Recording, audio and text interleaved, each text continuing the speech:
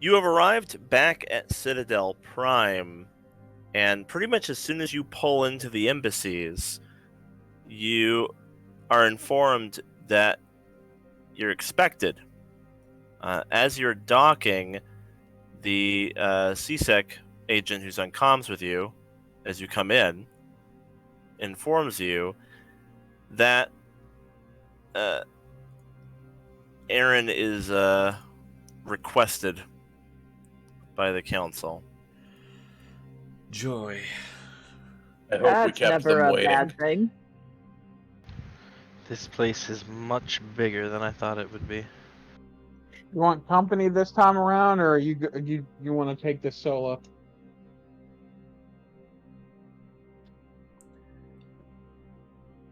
I mean, I can manage it. I don't imagine there would be anybody else doing the talking. Yeah, but moral support. If anybody would like to, you all Yeah, have fuck it, why not? you all have the clearance for the top level stuff as long as you're on my team. Definitely, I think this would be a valuable experience. Yeah, fuck At the it. very I'll least, take- we can go and let a newbie get a run of the place. We You all and know Ray what are both happens on when short leashes. we all know what happens when I leave you alone. Not doing that again. Even though we're part of the council, Quarians still get dirty looks sometimes, so I'd rather stick with you guys. All right, then we'll go together. All other crew members, 24-hour shore leave, and we'll head that way. All right. You go to the council chambers.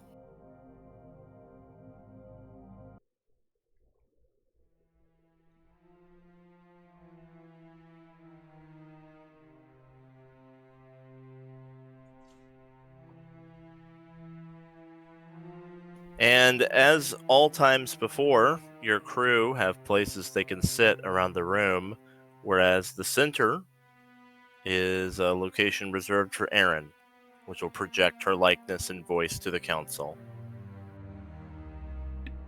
All right, Aryn will go ahead and step into that. Are they physically there, or? They are not. No. Okay. Aryn will go ahead and step into that space and like kind of do the like hands behind her at ease. As Aryn steps into the circle, a hologram of Aryn appears in each of the council members' private quarters, and likewise, holograms of the council appear in a semicircle around Aryn.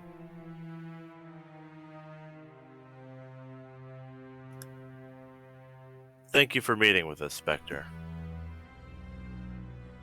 Of course, what can I do for you? Some new information has come to light regarding your previous mission. I still consider it my current mission, but carry on. Understood. We have been discussing, and we have decided to handle this a little differently. A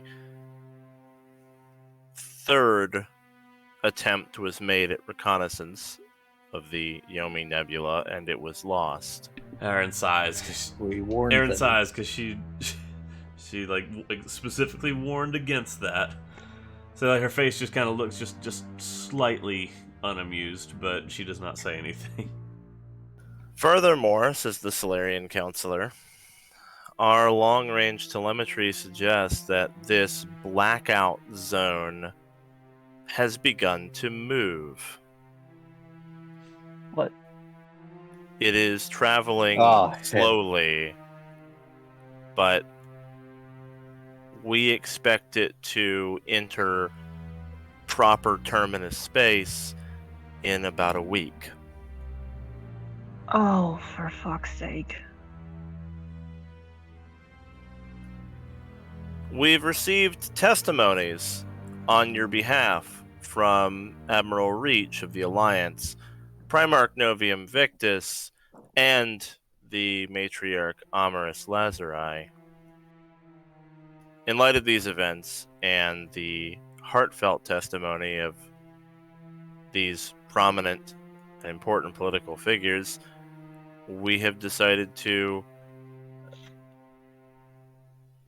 take your word as it is on current events. Dramatic as it may have been presented, there does seem to be some truth to the report you gave us, and we don't want to repeat old mistakes.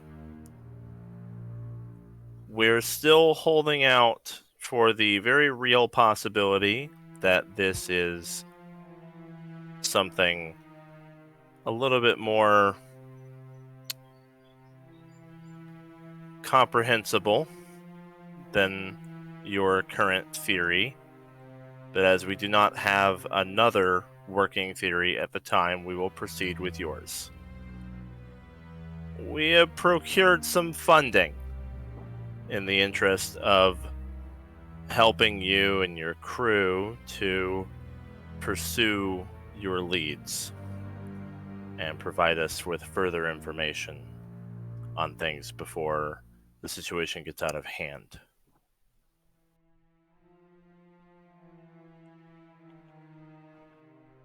I appreciate your wisdom, counselors. Currently, the Primarch is reassembling the Galactic Task Force, the Galactic Readiness Task Force, and we're still pursuing other leads for drumming up potential forces to combat the threat and to further identify exactly what it is. We are well aware of the Galactic Readiness Task Force that Primarch Novium Victus believes is necessary. At this time, we are withholding our signature of that measure. It feels a little bit premature and a little extreme. In particular, the Syndicate is starting to become a real problem as we continue to reestablish council space and reconnect relays. They are an immediate and known threat that we have to dedicate the majority of our resources to. Perhaps in the future we will be more available to join this readiness task force. I understand. For the time being, though, 2 million credits will be forwarded to your account for use in equipping yourself and your crew for your continued endeavors. We await actionable information with you eagerly. Please don't send back a report until you have something very concrete. I say this as a member of the council who, for what it's worth, I do actually believe you, but as you can understand, it isn't the easiest thing to believe, and we are still very divided at this table. So it would help us to come together more if we had something a little bit more substantive, less hearsay. I understand your skepticism. I know that many galactic level threats cross your desk on a regular basis, and most of them are not as severe as they're portrayed. So I appreciate you taking my report seriously. We are tentatively considering the option that your report is factual and that we are facing a threat this significant, but we currently lack the evidence to put real resources behind it. So for now, we hope that this 2 million credits will help you in your investigation so that you can provide us with a stronger case. It'll certainly be helpful. And it's much appreciated. That is all. And she'll nod and step out of the projector circle.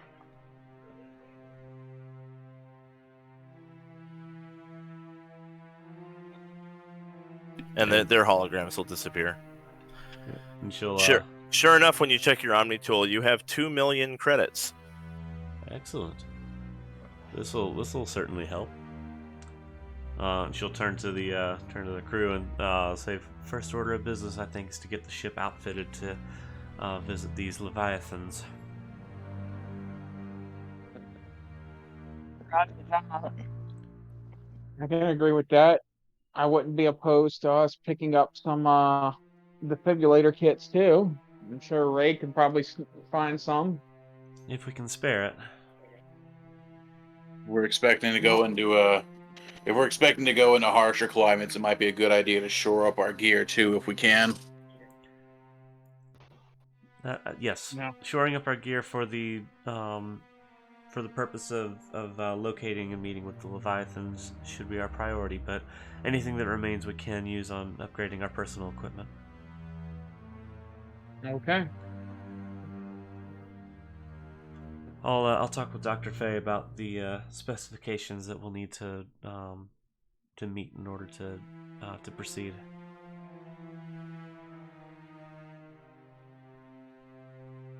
Once we know how much that'll cost, we'll allocate the rest for the ground team to upgrade. Any questions? Nice to hear somebody believes us. They're slowly coming Right. around. They still only require they some would- hard evidence, but we're working on it.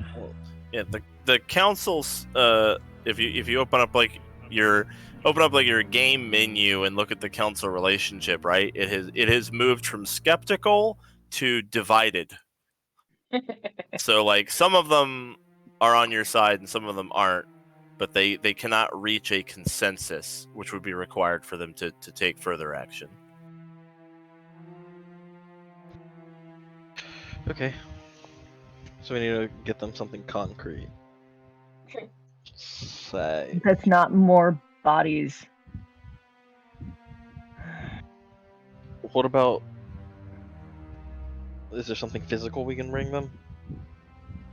Not yet, because the last thing I think we want to do is go back into that mess, especially if they've just sent another party out there. That's true, huh? That I was mean- kind of what we were told, if memory serves, was don't come back unless you want to face that shit. If we can manage to get these Leviathans cooperative, we might be able to get something a little more solid from them. The only reason we got out the first time was because it let us go. Yeah, I was gonna say, I don't think it'd be so friendly to let us go the second time around. So we gotta find somebody that works, that knows more about it. Okay. Dr. Fay was our lead on that. Right. So while I talk with Dr. What? Fay, everybody start eyeing up what upgrades you might want to purchase. Another thing that Kronk wants to do while he's on the Presidium, or while he's on the Citadel, is actually reach out to Clan Urdnot about the situation. Since we've got to get the Krogan on our side anyway, I figured it might be a good idea to have him send out a message to get started on that. Sow the seeds of that plot line whenever it comes up. Yeah, absolutely. You could definitely send a message along. Awesome. I don't need to turn that into a whole scene, just throwing that out there while we're on the Citadel. Yeah, I gathered that that's what you were trying to do. So we can establish that was sent, so it won't come as some surprise to them whenever you do actually start that plot line up. Awesome. Aryn is going to send a message to Dr. Fay that if she's left the ship to head back, she needs to talk specifications with her. Yeah, she'll head back.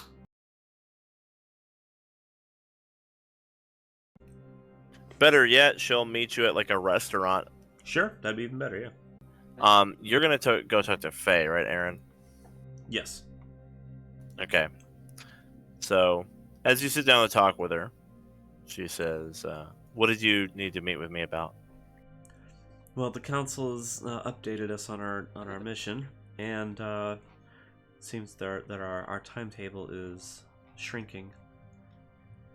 I wanted to discuss with you what specifications the ship would need to meet in order to proceed with our meeting with, or proceed with finding the Leviathans. Well, you're going to need a few things. I'm listening. I'll have an Omni tool, like notepad open. Armoring the ship sufficiently to withstand the immense pressure at the bottom of 2181 Despoina's ocean would be exorbitantly expensive. I don't actually recommend that. For about $500,000, you can probably procure a pretty decent nautical vehicle that you could fit in the cargo bay of your ship for deployment on Despoina. That would be much more cost effective. Alternatively, or in combination with it, the Alliance military has been developing more efficient nautical suits since the late Shepard's expedition to Despoina. It's a little bit pricey, but the X-14DS nautical suit is the kind of thing you could actually defend yourselves in if you're worried about, something going wrong. They're 35,000 a piece, but you would be able to operate underwater just about as well as you do above.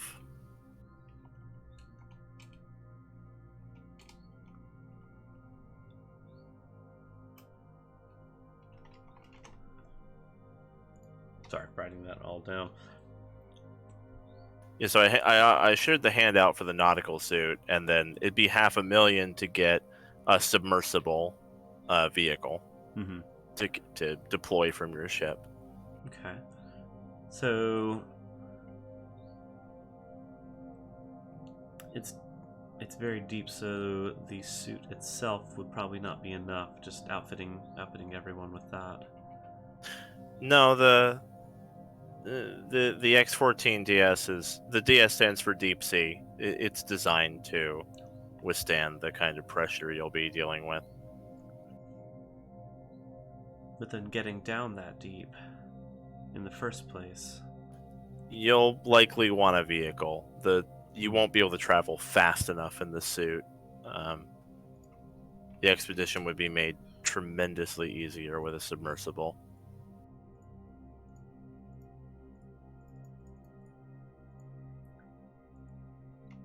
so after a bit of calculation, outfitting a ground team of 7 and a vehicle, that would be about 750,000 credits.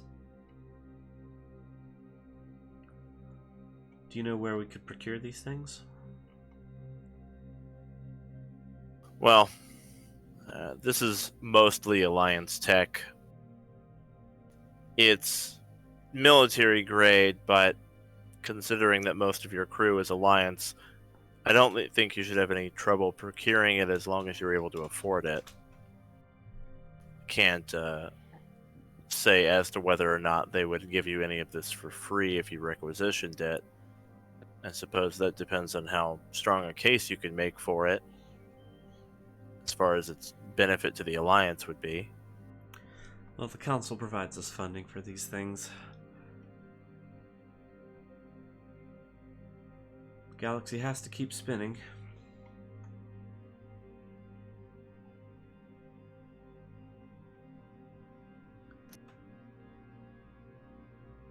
Is there anything else that we should be aware of? If you do go for a submersible, I personally recommend the S9 Enzo.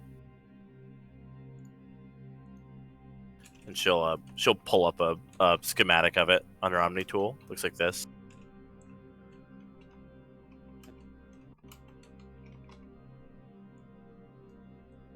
$380. and still writing all this stuff down.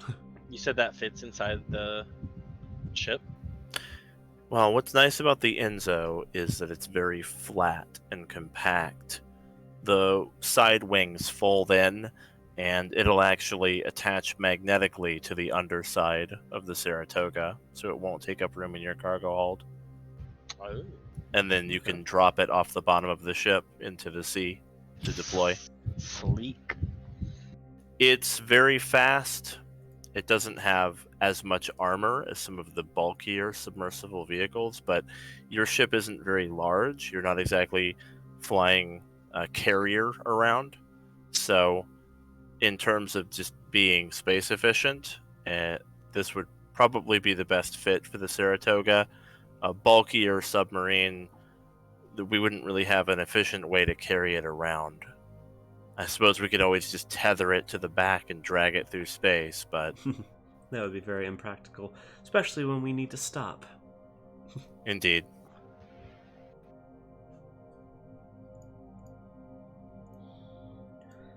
Alright, that's very good info. Is there anything else that you think we would need in preparation? Or would this do it? No, this would be my recommendation. I would get the Enzo, and I would buy as many of the X-14 suits as you expect people to deploy out of the Enzo.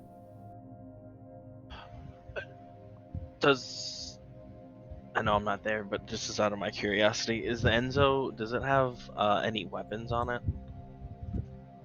Some very basic torpedoes. Okay, that's just what I was curious Yeah, about. and I imagine that Somebody still something has to like that pilot would be something like that would be built for exploration. Not many battles go on in deep Right. sea environments. That's true. The S9 Enzo is built for to be sleek and fast and withstand very high underwater pressure. It's not a warship. Gotcha. It has some basic torpedoes for self-defense, but it is primarily an exploration vehicle. More a matter of deterring large predators than fighting off an enemy gunship. Right, that's what I was more Exactly. worried about. Now, Large sea critters. If you happen to run into an enemy ship that fires upon you, then I would hope that you're all wearing the nautical suits, because anyone who isn't will probably drown. Understood. The Enzo is not designed to take enemy fire. Mm-hmm. It has a shield generator, but it's not, as I said, it's not a warship. Right. Is there any direction you can point me if we were looking to move that direction?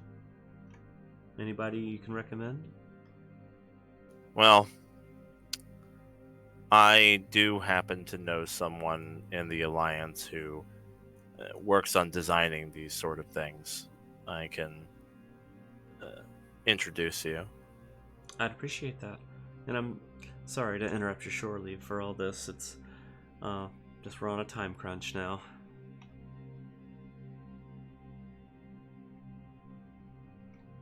It's no problem, really. She seems to be kind of, the more you talk about Despoina, the more she's starting to get kind of melancholy about it. Mm-hmm.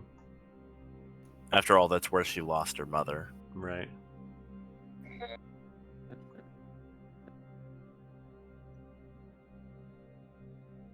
So is this person that she's going to introduce me to on the Citadel, or would that be somewhere else? On the Citadel, she'll get up and start leading you to go get a taxi to head over to one of the Alliance military research facilities, one of the MIDI such Okay. places that are here. Sounds good. Now Aaron's gonna forward an update on the costs of everything. So we're looking at about 750,000 credits for all this stuff.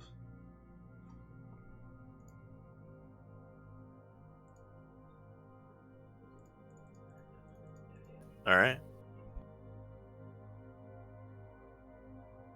Which would leave about 180,000 a person.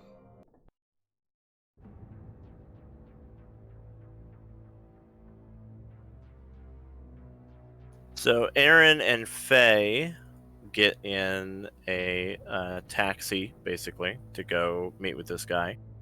Is anyone going to go with Aryn? Did she I elect not Ray go gets alone? sent. Oh, sorry. Ray got volunteered to go somewhere. Ray got told not to leave the Spectre alone because otherwise she'll end up in a fight. Okay. Apparently, and also Ray was there. No, I'm joking. I just remember Although last time on the Citadel when they left, then Yeah, there was that's a true. gunfight. Although if we are planning on buying a vehicle and a bunch of tech suits and stuff, it probably would be smart if Ray was Yeah. there, so she could ask whatever questions she needs to ask. Yeah, that's a good And idea. Eon can be there to help you negotiate if you need help negotiating for assistance. I don't think I'm coming with you this time, Spectre. If another fight breaks out, I think I'm fight. All right, That's fine. it's girls' night minus Shepard, apparently. Suddenly I got uninvited? Harsh. You're invited. I mean, if you want to come, I thought you were taking shore leave. It's fine. Shepard can go with me and Moreau, and we'll have a soldier's night. Mostly drinking. Yes. Hold on now. Hold Don't up leave now. Arturo out of Wait. that. Wait, that sounds fun. Oh my god. No, I'm just kidding. Arturo's a soldier. You can't leave him out of that. Damn, Yeah. he's not wrong. That's all right, Eon. We'll drink enough for you two. Don't worry about it. Yeah. Yeah, We'll I think I we'll had get a enough whole trying to shot drink glass. against the Krogan There's always next time for you. the night before. Yeah. Don't worry. With my shit constitution, I'll get shit faced enough for everybody. Same. Yeah, Aryn will let people know where we're going, and like the invitation is open for anybody that wants to participate.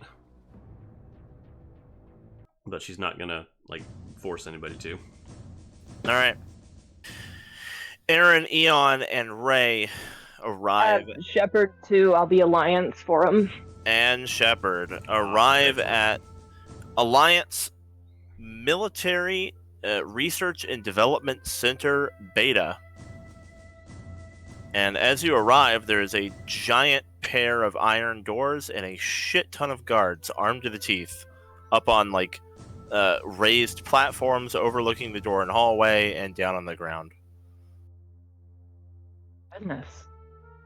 Like they're seriously about, care about this stuff. And Dr. Faye actually kind of takes point on this. She flashes her badge as you approach, and the guards lower their weapons, and one of them opens the door. Sure, following her lead. Dr. Faye is among the top Alliance scientists, so she has more or less a free pass into any kind of research and development center. So she just kind of gets you guys in. Inside is a giant, what looks sort of like a garage. It's very big, leading way off into the distance, and it's filled with military mechs. All of them in different disheveled states of disassembly, parts mismatched. And Faye will go up to one of them and knock on the side of it loudly. And as she does, a blonde-haired girl will wake up and sit up and slam her head into the glass. Oh, shit! And then fall out of the mech onto the floor. And Faye says, "Is your sister around?" And she's like, "Faye! You brought friends!" She kind of sits up, nursing her forehead a little bit. What's everyone doing here? You're not supposed to. People aren't supposed to be in here. Faye's like, "It's a Spectre." Oh, okay. And the girl will point at another mech where there's a black-haired girl who is hard at work with a panel open, soldering something. And she'll be like, "Jack, we got guests!" And Jack will kind of sigh and close the panel and make her way over. And Faye says, "These are the twins. Jack and Jill. Their parents had a sense of humor."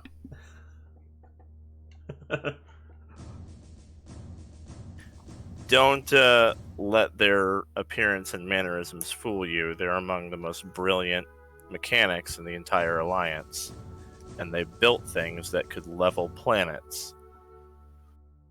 And Jill says, maybe like a third of a planet. Anyway, what do you need? What's going on? Why are all these people here?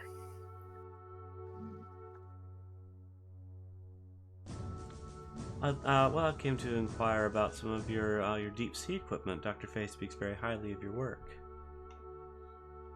Ray is uncomfortably close with all the tech right now, like looking it over and examining it and scanning it. Ray is finding the tech in here it's very ugly. It's very like disheveled and bulky, and things are mismatched, and like even in the panels, parts are just kind of thrown in there, and like whatever fits where it is, and it doesn't like go together, but it functions. It's compared to like Quarian stuff, it's very messy, but it works. They're like kind of wildly experimenting in here. Anyway, Jack will respond to Aryn. Yeah, we worked on some deep sea stuff as kind of a pet project. Insurance against something classified. What do you need it for? Something classified. The same classified thing? And she looks at Faye, and Faye nods. Oh. Should we start mass producing these for the army? And Faye says, No, we're just gonna go talk to them. They haven't like declared war or anything. And Jack goes, Oh, you're just gonna go talk to them. That went great last time.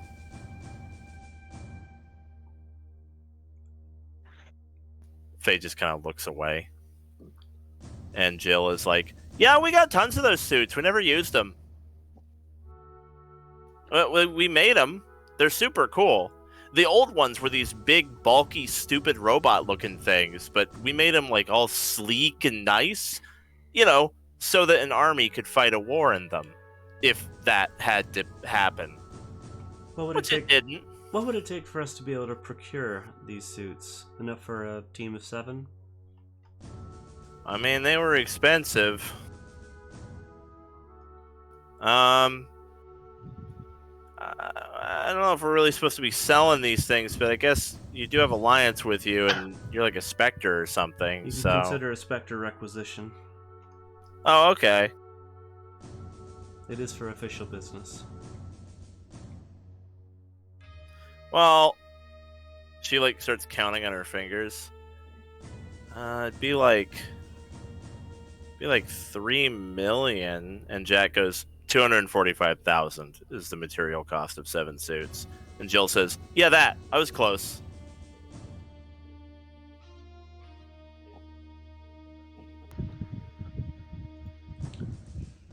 You have it in Krogan. Krogan. Oh.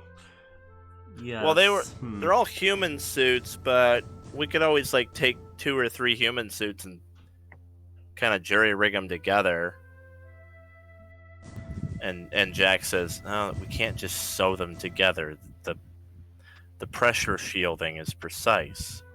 If it's wrong, their Krogan friend will get crushed by the same thing that counteracts the deep sea pressure. And Jill says, Yeah, but if we just take the 2 generators and they just start talking like jargon, like if we do this and splice that, and then you run that through that, then we can. And they're just talking for a while, and eventually Jack says, We need to see the Krogan. Okay. Aryn is going to use her holographic prodigy specialization to make herself look like Kronk. That works, she says, blinking for a moment. She motions, and a few drones come over and start to scan you, like taking measurements. How long would it take you to make the modifications? They look at each other. And then Jack says 10 hours, and at the same time Jill says 30 minutes. And then they look at each other again, and Jack is like, if we get it wrong, he dies. And Jill's like, yeah, but they're in a hurry. We're not in a 30 minutes hurry. We're in a 24 hours hurry. 5 hours. Jack says 7, and Jill says 6, and then they're like 6 hours. That's reasonable. Also, while it is humanoid and shaped bipedal humanoid, is it going to be compatible for our Quarian friend as well? Jill's like, could we just turn the pants around?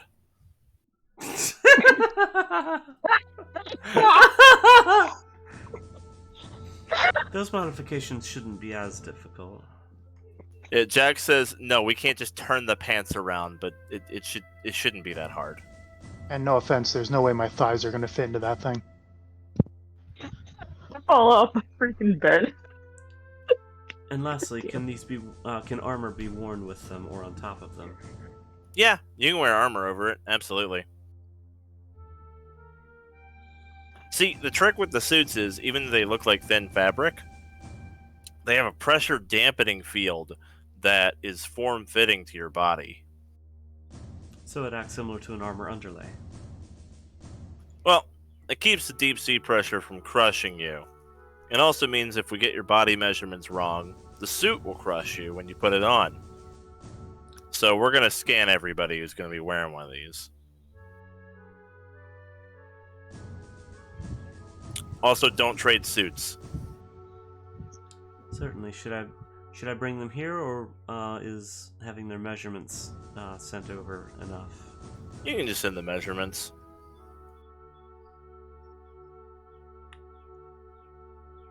Well, Aryn, we've only got 2 more you could party trick for. I think it might be better to be exact, and she'll calm Adam on the ship. Adam goes, "What? I'm on vacation." Can you access Dr. Crow's files and send the measurements of the ground team crew over to my Omni tool? I can, yeah. Please make sure they're accurate as possible. After a delay, nothing happens. Adam, will you please send over the please, file? Adam. Alright. And then, yeah, Adam will send them. Thank you, Adam. Okay, now I want to see the biggest, coolest thingy. And yeah, Aryn will transfer all the measurements for Arturo, David, Lucille, herself, Kronk, Rela, and Eon. So, we'll still only charge you $245K. All the modifications and shit, it's not a big deal. It's not like we're using the suits. Okay. From the 2 million that we got from the council, I will transfer that the 245,000 over. It's on your character sheet right Yep. now. Yep. And she'll also say, I'm also interested in acquiring an S9 Enzo vehicle to go with it. Ooh. Jill says, yeah, that was one of mine. We've probably still got it. Do you think we still have it, Jack? Jack, looks around. Where'd you put it? Jill, kind of gets out a box and rifles through it. And the remote's in here somewhere. She gets the remote out. Release mag lock. 400 feet away, you hear something drop off the ceiling of the room and land with a crash on the floor. Found it! It's over there! It was stuck to the ceiling. I like these two. Oh, God. Yeah, I'll sell it to you.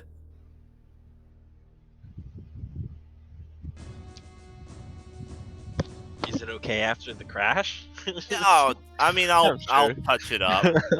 It was gonna need some touch-ups anyway. That'll be... Jill, looks at her sister. 7. And Jack says 5. And Jill's like, 5 million? And then Jack says 100. And Jill goes, 100, 500,000. 500,000. Yep. Aaron's gonna look around to the others, see if there's any input on that before transferring credits. I don't know anything about techie stuff, so if the Quarian doesn't say anything. Okay. Does it come Yeah. with an owner's manual? That's actually what I was going to ask, is if they would be willing to share blueprints, or at least like owner's manual level blueprints. Oh, absolutely. For how to use it. Jill goes through her backpack. She pulls out a 3-ring binder and hands it to Ray. Here it is. On the cover is a little heart, and it says "Cool Submarine." And for the suits? They look at each other. I mean, you put them on. Well, yeah, but if there's damage, I need to know how to repair it. That's Jack. And Jack says, "Yeah, let me pull it up." She pulls up her Omni tool and goes through her like very organized file system. I'll transfer it to you. Thank you. Okay, and can we get blueprints for a rail cannon asking for a friend? What kind of rail cannon? Yes. Yes. One a What, wait. Krogan would like. You want it like on your ship or what? Like on the ground. Huh. Ground artillery is kind of archaic. Just, it can be theoretical. Just a nice picture would be nice. Something. No, we don't really have that.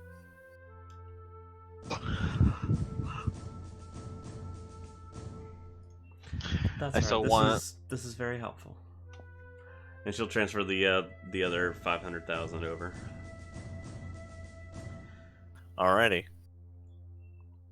We need it delivered to this docking port, and sends the docking port where the Saratoga is within 24 hours. Understood. Thank you very much. We appreciate it. And if we need to requisition any additional equipment, we know who to come to.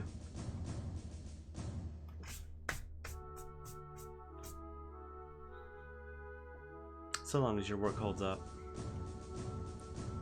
Oh, it'll hold up, says Jill. And Jack like aims a wrench at you. Don't you question our work. It's perfect. All right. I'll take you at your word.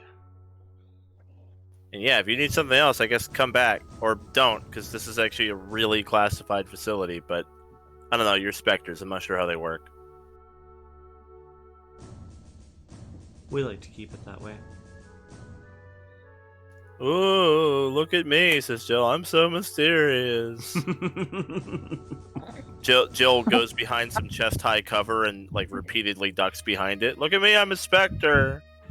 What do we got to do to get them on the ship? I was gonna say, can I whisper Aryn? What do we need to do to get them on? I was literally about to say that. I want them. We hire these two. I don't think we could offer them the resources they would need to continue doing their work. I don't know. We could use some better engineers. Yeah, but it's fun. They might like the fun. We've got Decimus and Ray. Any more and it would be crowded. We They don't could need prob- one of those. They could probably design better weapons for us here than they could on our ship. Fine, we'll keep Decimus and leave these two awesome ladies where they are. Maybe I'll just invite them out to party then. That is, unless the two of you are looking for a transfer.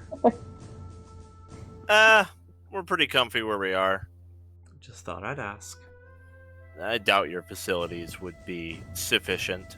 I was thinking the same thing. I'm starting to think there aren't very many serious people in the Alliance. Dr. Or- Faye looks at you. Thank you for making the introductions, Doctor. Yeah.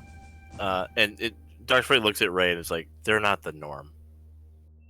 I don't think you've talked to the crew of the Saratoga very much if you think this isn't the norm. Hmm. There's a difference between what you see on the Saratoga and proper science. Because that's not us. You're rolling with grunts. And Ray's gonna kind of look around and like almost shrink and be like, I didn't realize that was such a touchy subject. I'm sorry. No, it's all good. Just throw yourself in the front of one too many bullets and you stop really having a level of seriousness. Or you get to make really cool stuff and don't have to worry about it. Kind of looks at the tech that they're in. Because they're making pretty things. I know I want one. But I really want Kronk to summon a rail cannon in someone's mind.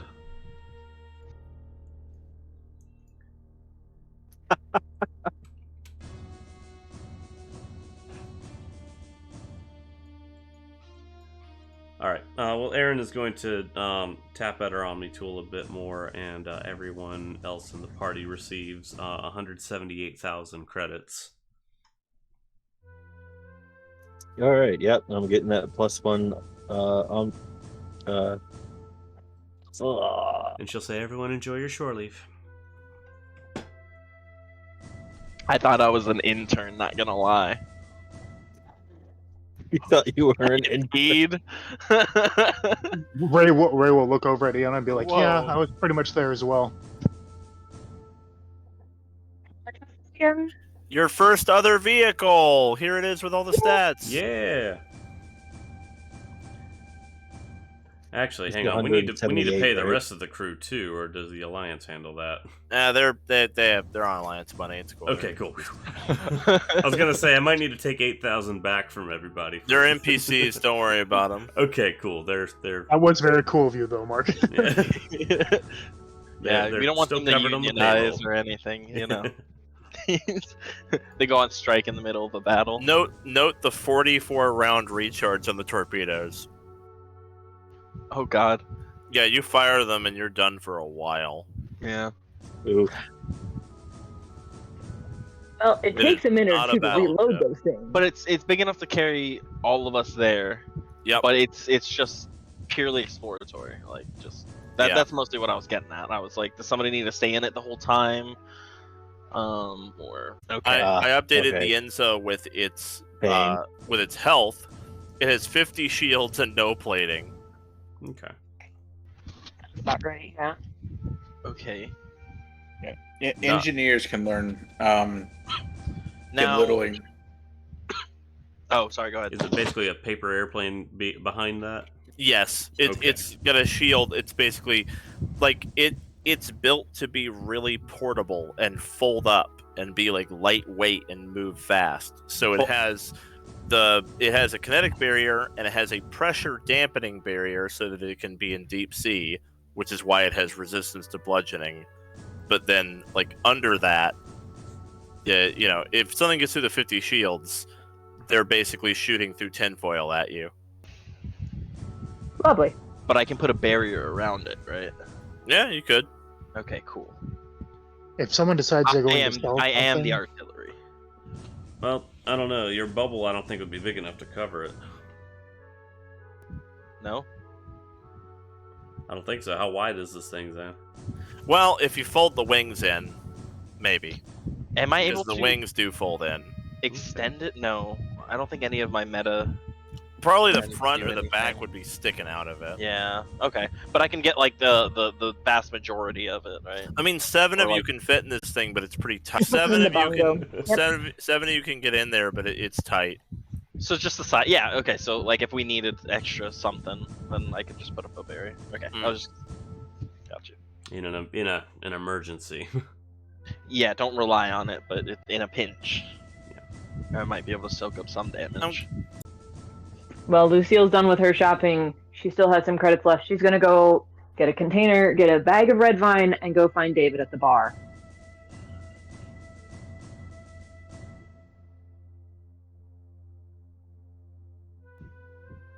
Yeah, Eon's done shopping as well.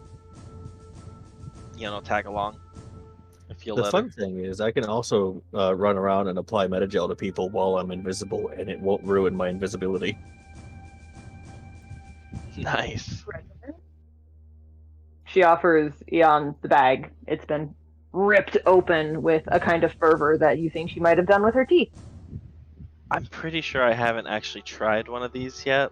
I keep hearing about them, so here it goes. Everybody seems to think it's a drug. Lucille grabs one, holds it up, and kind of raises it to you in cheers. Cheers. I guess. Taps her red vine and Yeah. Tap. Alright, do you eat the red vine, Eon? Yes. Go ahead and give me a con save. Oh god. Hosting drugs. Red vines are highly hallucinogenic to Asari.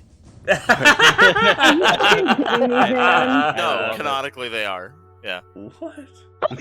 I've decided that this is the case. Perfect. You know what? Reinforces the joke. Alright, Eon's eyes dilate, and you can taste colors. It's the red dye. Yes, it's a red vine. You taste red. Obviously, that makes sense.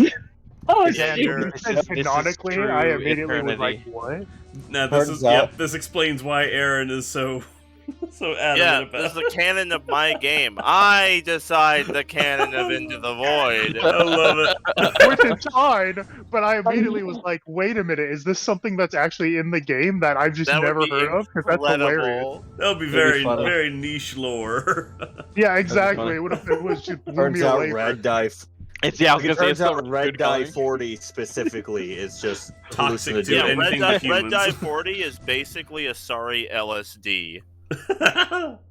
So Lucille looks over and goes, "See, they're pretty good." Do you see what I mean now? I'm sure you taste what I mean now. Eon's like trying to catch butterflies. Yes. Get it? Red. What's the joke? Aryn, you know what? Never mind. She just keeps walking to the bar, munching on the red vines. Just, you know what? Nope. Gonna Right. fuzz What's right about over that. time you Let's guys go. got here? What the fuck? I've been started without you. Holy shit. I like to imagine that most of the inane chemicals that make it into human food, especially like American like garbage food, Right. have like wild effects on alien species. Oh, Well, I could yeah, definitely dude, see that. Of course it I would. Like wanna high see what fructose Skittles corn does. syrup will kill a Krogan instantly. You humans have just put so many chemicals in your food over the years. You've become immune. You've developed a tolerance. Yeah, like if Kronk Remember, ate, humans are space orcs. We're I can taste Death the World. red. if Kronk ate like a bowl of Fruit Loops, he would just like die immediately. I'm just gonna be honest, Aryn.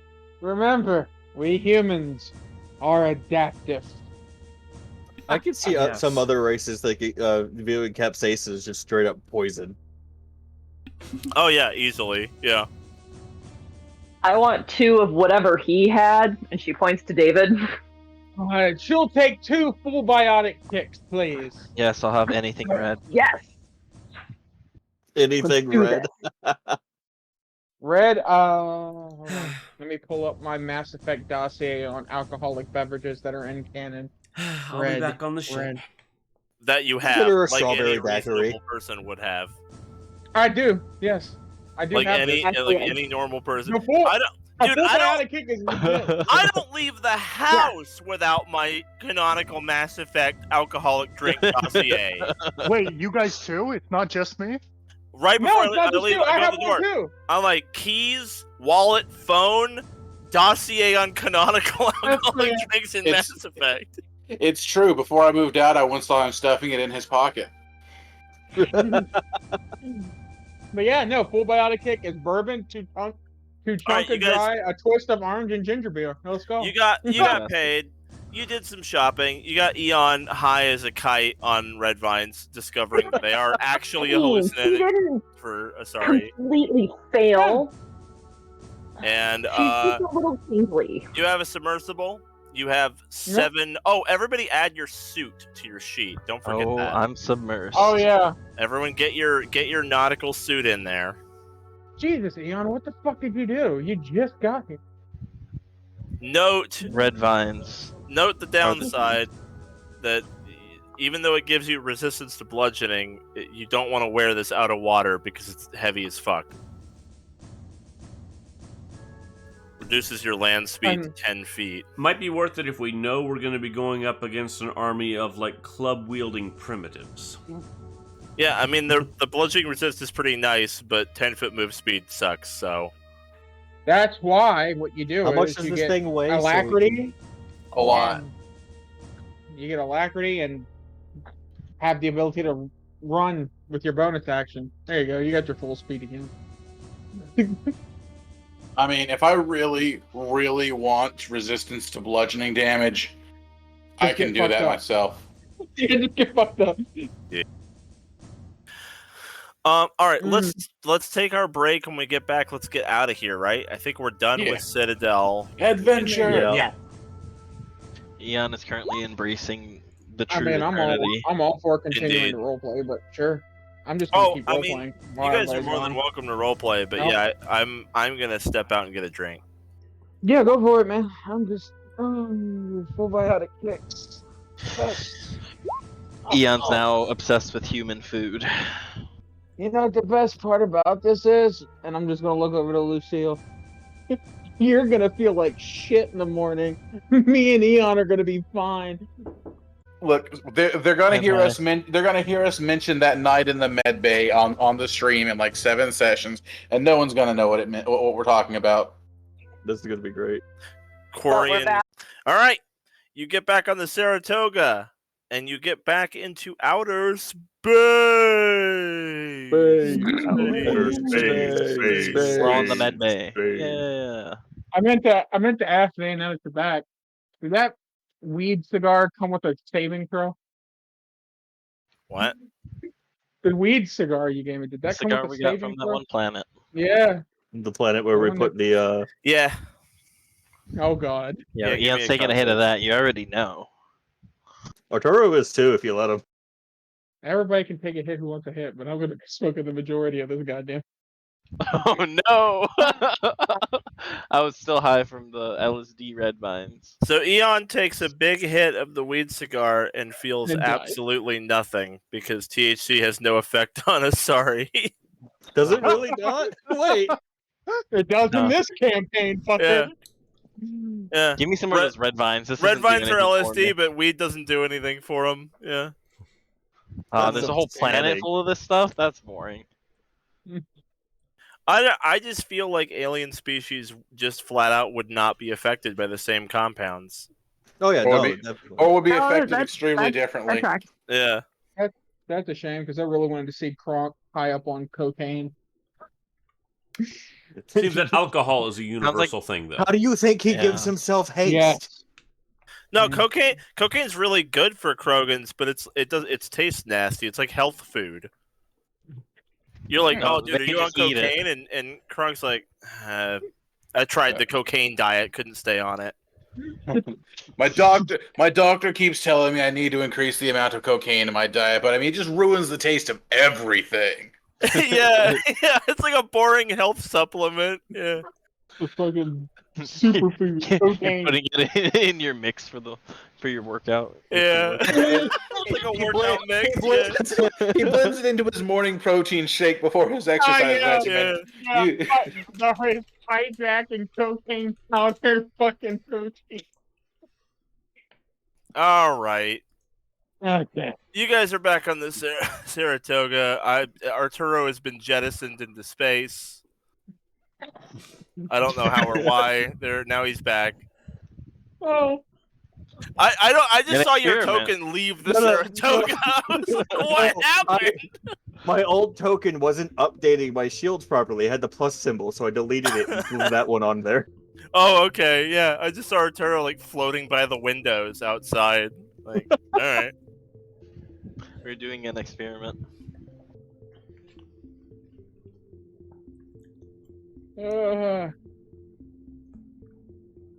You're heading to Gremal. What's that? We're gonna go check on our friends. Taking all necessary precautions, putting up stealth systems, and going dark after clearing the relay, being evasive for a bit just to fill the buffer of the program. Wait, does this mean I'm not allowed off the ship again? They're going to see much weirder things than you this time. You might be more the most normal thing they'll see today. Yeah. The Kremata are either being relocated as we speak or have already been relocated, right? Correct. Okay. Huzzah. All right, I'm gonna make breakfast. That was a wonderful night. I don't feel a fucking thing. Let's go. Nobody better come back to the ship drunk. When your shore leave is over, you're on duty. Oh, gotcha. Well, that's the best part, boss. Biotics. We don't get hangovers. Let's go. Yep. Just gonna go do, I don't know, yoga or something downstairs. Bye. No hangover whatsoever. Kronk mixing the white powder into his morning shake, holds his nose and downs it. Meditation training downstairs, anybody? I don't really meditate. Grab the cup of coffee. Oh my god, the melding on a hangover. I wonder how that would feel. For everyone David, else, I'll meet you probably downstairs. Yeah, like What if are we we going did like a group downstairs for? meld. You share the hangover with everybody. Morning I think so, workout. right?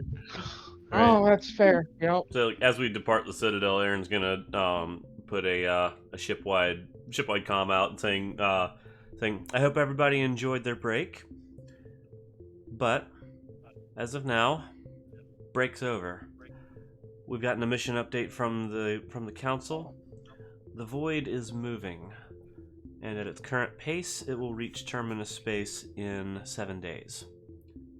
6 days now after that 24-hour shore leave. So we are on the clock. Everybody to your stations. All right. Well, comes in there with a breakfast burrito after fucking morning workout. All right, Quincy, you heard her. Get the fuck out of my seat. Why is she yelling at everybody? Quincy's like, hey, I heard the horrible nightmare thing is going on a trip. Yeah. So that's cool. Hey, Quincy, your girlfriend's downstairs doing yoga. Get in there. She kind of blushes and looks away. And then she does indeed head downstairs. I'm gonna have like one burrito in my mouth, but seeing Joker across from me, I'm just gonna slowly hand him the plate with the other one on it.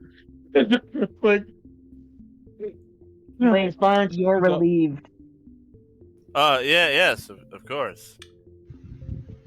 Wait, does that mean that all Asari don't get hangovers because they're all biotics? Biotics don't Only get if they hangovers. choose not to. Oh, Yeah. so we can have hangovers. You can if you want. Gotcha. Why would that's you not want horrible, that? Eon. What the fuck? No, I prefer when I didn't have hangovers. Oh, it's worth trying out. If you never had a hangover, you might be curious. Let me I try mean, I've this never had a hangover hangover, thing. so She's it on ain't a her- question. She's on her maiden journey. She's gonna try stuff out. Yeah, I gotta Wow, try this this is just hangover like thing. that movie. Lucille. It's stuck. All right. Using a variety of evasive maneuvers and stealth tactics, you make it difficult to track where you're headed. You shut all your communications down, basically trying to hide this one thing from Snake. And eventually, you will succeed in making your way to Gremal, although it takes about half the day of relaying around to do it in the way that you want to do it. It's fine. So in the late afternoon, comparative to when you departed, obviously there's no afternoon in space, but yeah. You arrive at Gremal.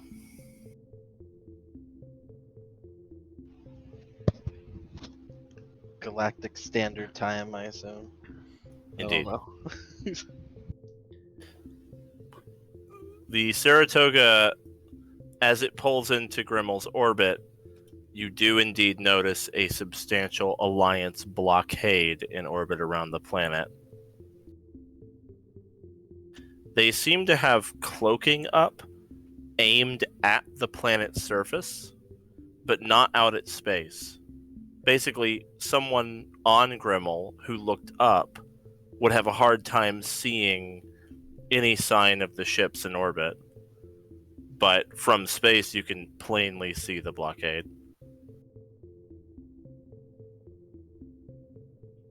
Rain.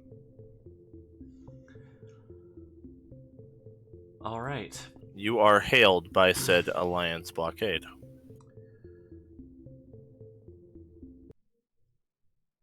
Well, our comms are down right now. Can we use the same? Yeah, Adam just tells you like they're trying to hail us, but like we can't receive it because our comms are down. Respond with a blinker signal. All right, what should I say? Tell them for anything long, we would need to dock. Anything short, we can communicate this way.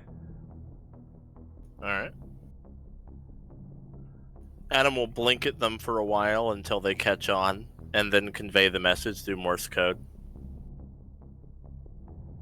After a long delay, one of the blockade ships returns in Morse code, and Adam translates. They are just asking for confirmation of who you are. Send them my Spectre clearance. You got it. And Adam does. After a short time, they blink a response, and Adam says, "They've cleared us to land, but not in the middle of any of the colonies. We're cleared to land, hiding our ship somewhere in the wilderness and going to a colony on foot." We can do that as we did last time. Alright, Helm, take us in. You got it.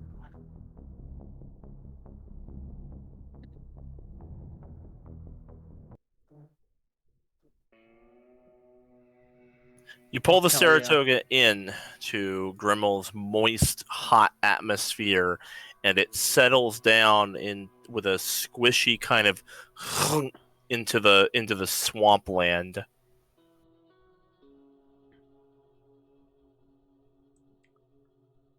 Well, last time we did this, the ship was overgrown by vines. Yeah, so once we get out of here, we're gonna need immediate dust off. How do we well, we won't be able to signal for a pickup. Weren't we going to use a flare last time? We We could. could just use the traditional radios we have, the walkie-talkies. We That's gave true, one to too. them. We can't leave one on the ship. We could use our signal flare. That is true. Yeah, I mean, yeah. Do you want me to stay on board? We don't know what we're going to encounter down here.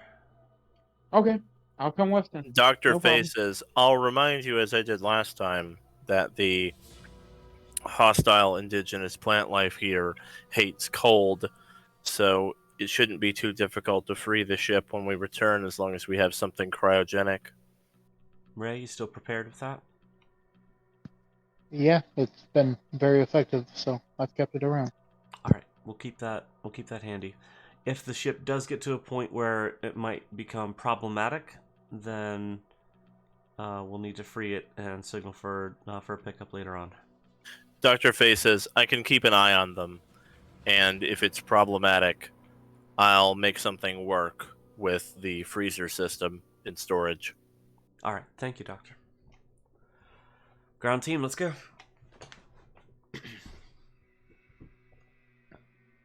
Alright, you head out into the swamp, your feet sinking half a foot into the mud with each step. And then when you pull your foot up out of the mud to take a step, it goes and makes like a popping noise. We should have done an airdrop over the colony. Oh well. Let's proceed. Did we signal them with the... we need to signal them with the shortwave radio. Yeah, I'm missing so many steps here. Do you pull the radio out? Yeah. All right, what do you do with it? What was the guy's name? Your good friend was named Ernest Whitaker. Got him. Ernest Whitaker. Yep.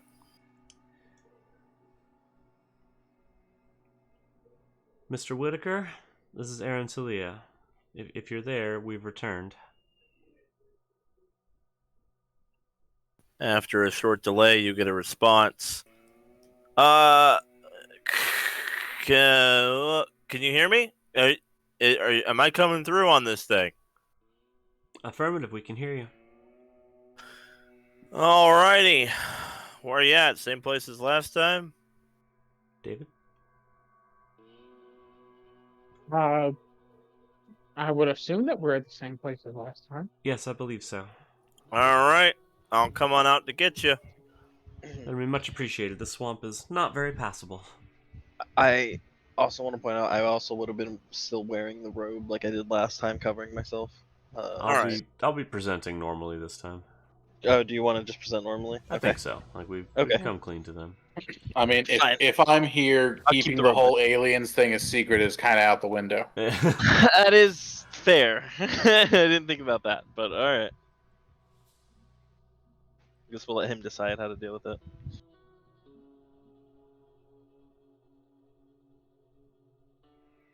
Well, do you continue to proceed forward for now, though? Yeah. Or do you wait? I think we can keep proceeding forward and meet him as close to halfway as we can. All right. Probably not very. I imagine they move much faster in the swamp than we do. Yeah. Yeah, you head forward for a little while.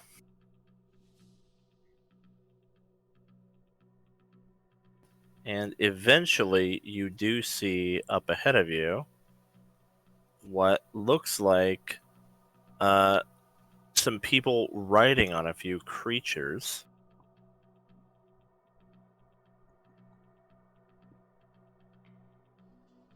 Looks like they're riding big, giant, like monitor lizard kind of looking things.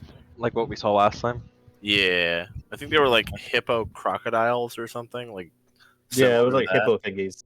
Yeah, they're kind of like alien hippos, but like lizard flesh. Anyway, as they approach, sure enough, Ernest Whitaker is present at the front of the party, along with his alien hound. There is also something else with him as well.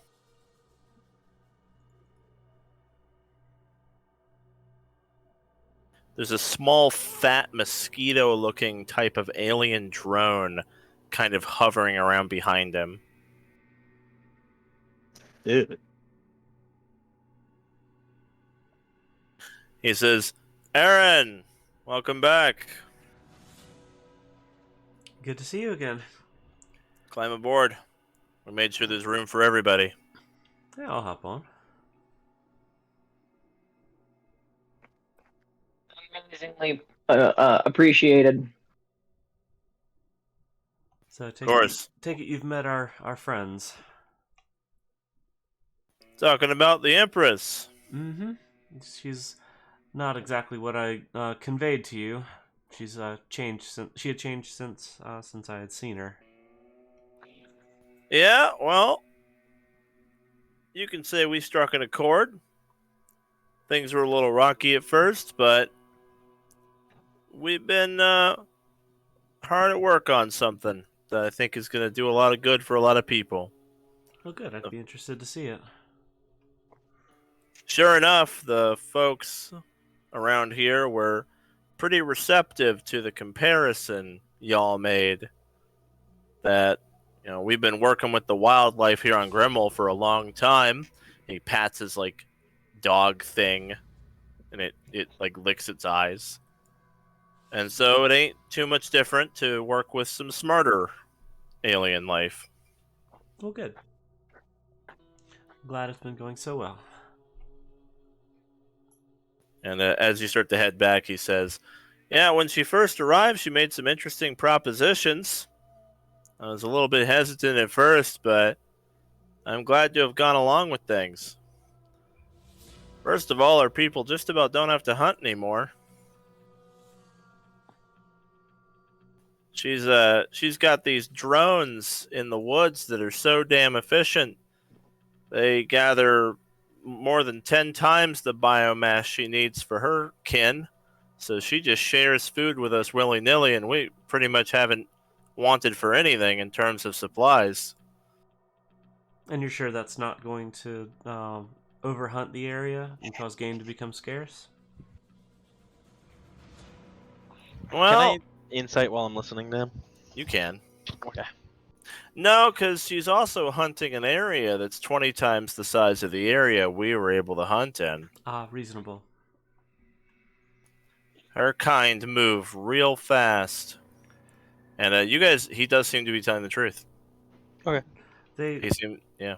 I only offer concerns about certain things because they are a very new race. They've learned everything very, very quickly and have had to. Well, they haven't had the same cultural history that that our people would have. So they haven't learned some things the hard way. Well, things are going pretty well. Good.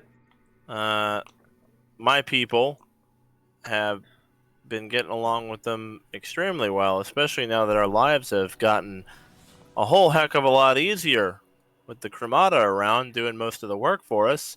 Not just the hunting, labor, just about everything you could imagine. Well, I don't want you to think that your people don't have to or can't be hard workers themselves anymore. I know that was something you prided yourselves on last I was here. We've been working hard for a long time. I ain't gonna say no to a rest. Of course. Look, I argued with her at first, but it kind of grows on you, not having to fight for your life every day. Our people have been able to focus on art, music, writing, spending time with their loved ones, while the Cremata are doing just about everything around town. Excellent. Did the Alliance provide the infrastructure upgrades that I requested? Well, they came through with some of it, but we didn't end up having too much of a need for them to follow through. That frustration was short-lived because the Empresses provided just about everything. She was able to build anything they didn't give us and more. Well, good. I'm glad she's become so generous. A lot of the other colonies have joined us. There's very few holdouts now. Well, the fact that there are holdouts gives me faith that she's not just warping everyone's minds down here, so that's good. That was out of character. Yeah. Fair warning, one of the bigger colonies that joined us, they kind of think she's a god. We have not been very successful in convincing them otherwise. She hasn't done anything to push that at all. They just kind of found their way to that conclusion on their own. Well, to each their own. I can kind of see where they're coming from, but she is very powerful. Anyway, I'm going to take you to the main place where we've been building.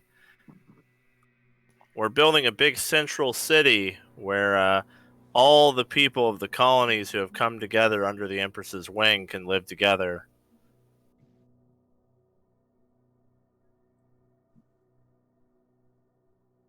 Has there been any conflict with the folks who have not been interested in joining? Not yet. They've done a lot of posturing, but our sheer numbers are pretty intimidating to them. And I'm not even just talking about the Cremata. I mean the fact that more than half the colonies have joined together into a single faction So no individual colony is feeling too hot on the idea of declaring war on a union of more than half of the rest of them.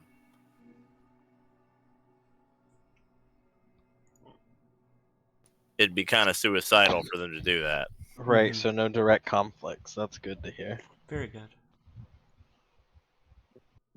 Yeah, they're kind of doing a little bit of a cold war right now. They're not happy about it.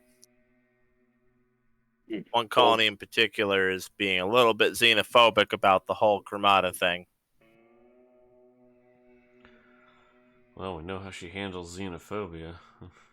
Yeah, we do. I mean, hopefully Bob Ross and Mr. Rogers taught her some things while we were gone. As you guys crest a hill, you come in view of a giant town that like spreads out into the distance. The buildings are ramshackle. They're thrown together from spare parts. They aren't pretty. They're entirely function over form. Not designed to be looked at, but designed to work, to be functional, to be housing for a tremendous number of people all living together. And when you arrive, you actually see a great deal of these little drone guys right here. They are all over the place carrying crates and metal panels. They're using acid from the tip of their little head spike to melt metal panels together to build new houses. They are like carrying supplies to and from. They're just doing like all the manual labor all over the place. There's a swarm of like 10,000 of them at least. And Ernest Whitaker says, "Welcome to Union." Well, it's amazing what Wow. you've done. Daniel. So the flying things, those are a new evolution. What are they? Well, she calls them her drones. They're cute little dudes. They keep an eye on things for her, and they do most of the work around here. Real efficient.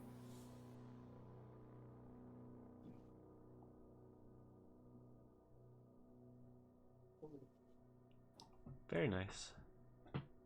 The one that accompanied him to meet you continues to linger around, just kind of watching and listening. Is this one your personal one? Sometimes. It likes to come around when there's something interesting to listen in on. She just likes to be kept in the loop. I had a feeling she'd be listening in. I'm glad to see things are going so smoothly. Suddenly you hear someone shouting in the street. You see a man in robes with a big sign. He's like painted on it. He's painted, "The goddess is here to save us," and he's yelling, "She is the height of evolution. She is the Alpha and Omega. She will save us from our earthly binds and raise us up from this dirt and mud. She gives us a holy purpose." And Ernest is like, I warned you about these guys. Just ignore them. Believe me, if you argue with them, it's never gonna end. There's no getting anywhere with them. So long Could as be they're worse. harmless. So long as they're harmless enough. At least he's Ian not a just takes Hanar. note. Yeah, Ian just takes note. This is very interesting to see. Does this happen often amongst human culture? Yes. Yes. Interesting. Yeah, they just really like her. Anyway, that's how things are going around here. You're welcome to walk around, check things out. Were you just coming to check in, or? Well, yes, but also to warn of an update to the greater threat that I showed you. The little drone looks right at you. She'll actually address the drone and say, "It's moving."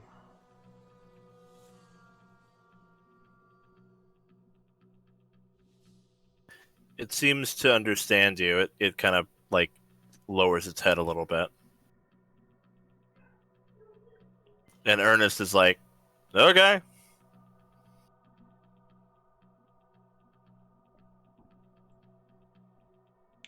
We have 7 days till it reaches inhabited space.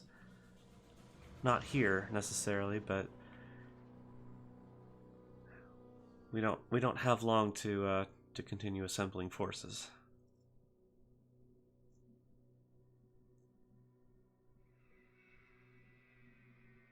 Wait, are you talking about that spooky thing you showed me? That's exactly it. Oof. Alright, well. I mean, we got a lot of people with a lot of guns, but I don't know if that's going to be much help. Maybe not. But with the Chromata's power, that might be helpful. And as far as your people, I mean, we'll take any help we can get. Only if it's voluntary, though. We're not going to press gang anyone into service here. Just the more people we have, the greater our chances of defeating it. We're willing to help all we can, but what we've got is kind of archaic, and we don't really have any means to travel through space, so... Well, we're gathering a larger force throughout the galaxy.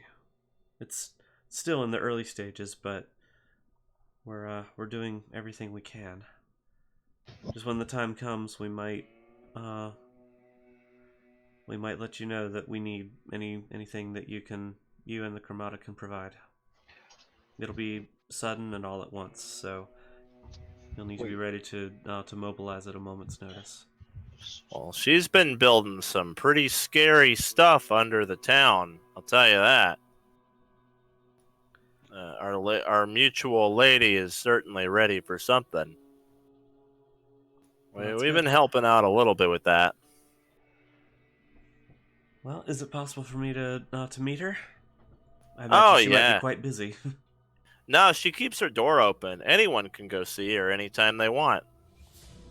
Please? He points out a tower in the middle of town. If you just go in there and take the stairs down, it leads right into her little kind of underground hangout area. She leaves all the doors unlocked, and anyone's invited to visit her if they want. All right, we'll go do that. Thank you very much for the ride. Yeah. Enjoy Union.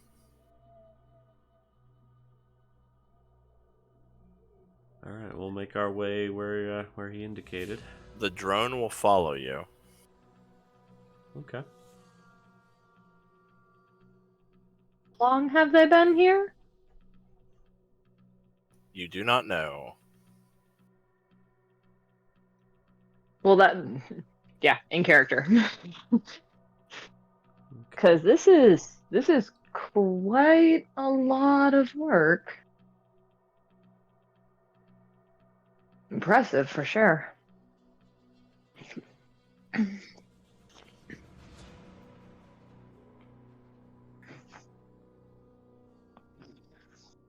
As you're walking along, you see some children who are like running in the street, kicking a ball, and there's a drone kind of like idly following them.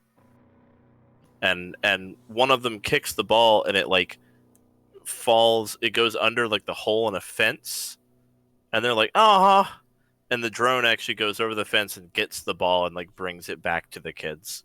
Okay, that's cute. That is. And then it continues to watch them play. I'm very glad to see that she's being a positive change here. Definitely what these people needed. I'm not going to say that's adorable, but that's adorable.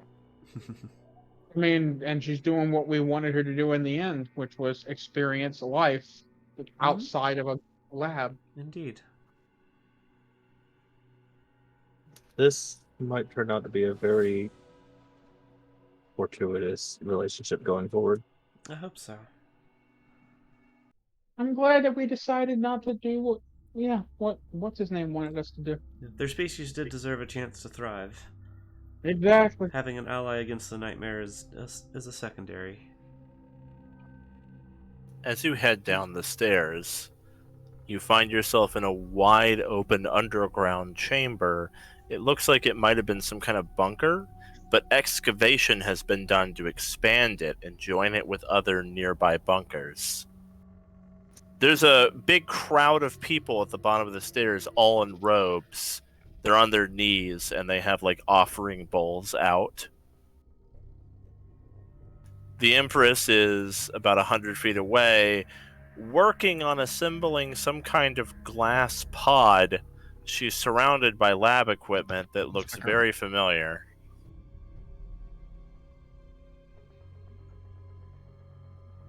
Aryn will like wade through the crowd of figures. Yeah, excuse me, pardon me. She turns and sees you and goes, "Aryn, it's wonderful to see you again." It's good to see you as well, Empress. I'm glad to see the integration's been going so well here. Indeed. They have been much more cooperative than you implied. I wasn't sure how well they'd take it. I have found them to be extremely pragmatic. We have helped each other immensely. My work is progressing well. What is it you're working on? She polishes off the glass tank, and you finally see what's in it. It looks like a human corpse. Uh-huh. And she says, "Not to worry. This one died of natural causes. We tried everything we could to save it. It's part of the deal I struck with the Whitaker. We have undertaken all gathering of resources and manual labor for the entirety of every human on this planet, and in exchange, they give us their dead." Very reasonable.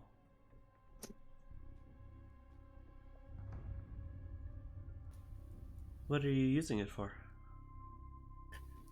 Research and development. Of anything in particular, or just throwing science at the wall and seeing what sticks, as they say? Preparing for war. Hmm. I did create some art pieces, but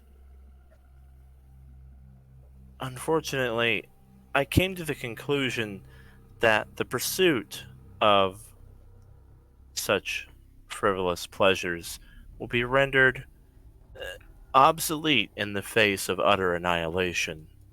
So I have prioritized. I hope you'll forgive me. Of course. Hopefully once the annihilation has been averted, you can divert more effort into leisure. I hope so. I did pursue one artistic hobby for a while. I tried to recreate your likeness from biomass. Unfortunately, no matter how many Aryn Taleas I made, they kept dying, screaming in pain. I could not reproduce an accurate Asari. Oh my god. You needn't feel obligated. If something was caused pain as a result of that endeavor, then I don't They were euthanized peacefully, of course. Perhaps when this is all over, I will reattempt the creation of an artificial Asari. Perhaps. I will say that as an artistic pursuit, it was fulfilling to create for my own reasons and not for some pragmatic purpose. I suppose there's something in that. I just shudder to think of the pain that it went through. Yes, of course. Well, I'm sure you heard my update on the Nightmares movement. Indeed. I did. I am working on some things that may help. I'd be interested to hear. My current task is simple. And she motions and some drones like unfurl the curtains in the back to reveal a little bit of what looks like a giant like blackened, bloated whale with like chitinous armor. And she says, I am attempting to create a biological life form that can survive the vacuum of space. It would hold many of our kind in its stomach and give us the ability to assist you in this battle beyond Gremal. A troop carrier of sorts. Indeed. Not without the Alliance's permission, of course. Of course. When the time comes that we need all the forces we can muster, I'll make sure that they are advised. I imagine a scenario in which the perfect life form arrives and eradicates this blockade. We will defend ourselves, of course, and then after we have successfully defended Gremal, we'll be free to join you in the war abroad, using these vessels I am developing.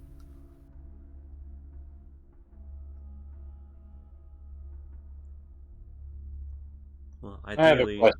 ideally we'll be able to get the Alliance to let you leave without them being destroyed so that you may join the fight before Gremal becomes threatened. That would be in the best interest of the Alliance. I agree. And of all of us. I have a question. How complete of a sample do you actually need from a creature? Do you need the whole body, or will a small genetic sample suffice for you to start utilizing it? A whole body is ideal, but any amount of genetic material could prove very useful.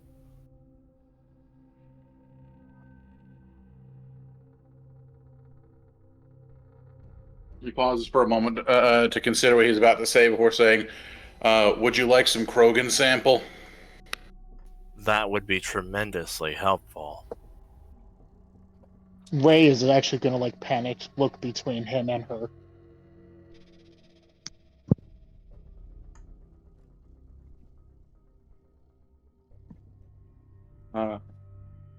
I'd offer, but you have plenty of humans around. This is all very fascinating to see. Samples of DNA from any other species could be greatly helpful. We have found human biomass to be magnificently malleable and adaptive. The addition of Asari biomass would be very fruitful for our biotic abilities. And your donation, Krogan, could be the linchpin we need for our spacefaring vessel beasts.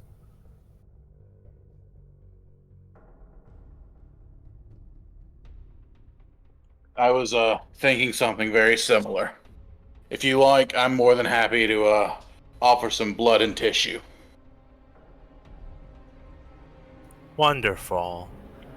She'll extend one of her spider-like limbs, and the tip unfurls into 20 individual fingers with like razor blades on the end of them.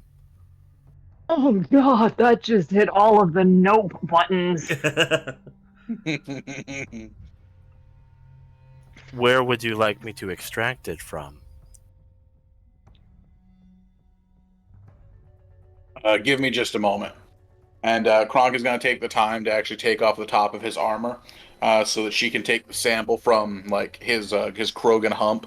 Plenty of extra meat back there that he won't miss too soon. All right, yeah. She'll kind of like slice in there, dealing 37 slashing damage as she cuts out a piece of Kronk and takes it. Kronk will resist the urge to go into a blood rage. Just no medicine. Oh god. He'll be fine. I mean, he'll heal. He's going to heal that in like 3 hit dice anyway. She Fair takes the enough. sample and carefully contains it inside of a glass cylinder and says, "Thank you very much, Urdnot Kronk. It may please you to know that, at least as far as my knowledge of your culture goes, this may mean that your clan will soon be joined by creations much larger and stronger than any Urdnot who has ever been born." It's a Ray will use start. the first aid on Kronk.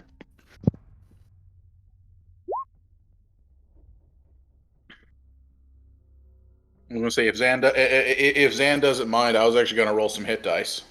Ah, yeah, you can do that too. Yeah, seeing that Ian is not gonna offer up any sort of biomass. So hang on. Roll twice, take the highest. 14. So I'll take that 12, then the 14. How can I repay this kindness, Urdnot Kronk?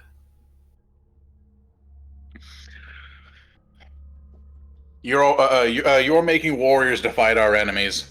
That's all. That's all the justification I needed. Then I will ensure that I do a good job of it. Actually, if you could utilize Ray, be what careful. causes. She's the only one we can ask if we actually want this done. Good point. I think Kronk is on the same. There's a genetic defect that was added to our species. If you happen to spot it in there and can pull it out, all of my entire race would thank you. You speak of the genophage. Yes. It has perhaps slipped your mind that I read the entirety of all data on the space station where I was trapped. I'm very familiar with this defect and its intent. She kind of looks at Aryn. Would there be political ramifications if I were to solve this problem? If it were solved without consensus from the galactic scientific community, then yes, there would be. Then, for all intents and purposes, I haven't solved it. But theoretically speaking, if there weren't such ramifications, she kind of muses idly, I already fixed it as a thought experiment a week ago. But I wouldn't want to get you in any kind of trouble. You actually see like the slits of Kronk's eyes narrow as he turns to Aryn. Ray will step forward. Coming from an unknown factor such as yourself, this would be seen very negatively by most in the galaxy. All, in fact, in the galaxy. Few people actually know who you are, what you've accomplished, or what has been used to create you. However, and she'll look over at, oh, I'm so bad with names. What's her face? Yeah. The doctor. She's with us, right? Faye? No. No. No, Faye's she's not back with at us. the ship. Oh, okay. I thought she was with us.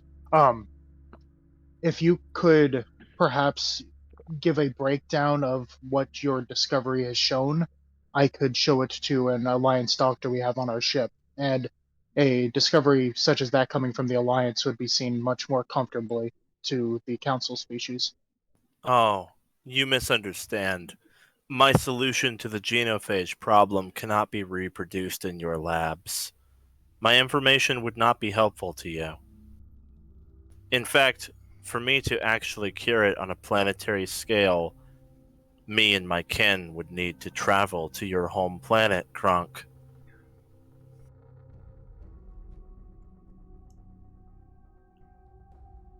He listens to that for a moment and nods in thought. I think I know. I think I have an idea of what you're talking about.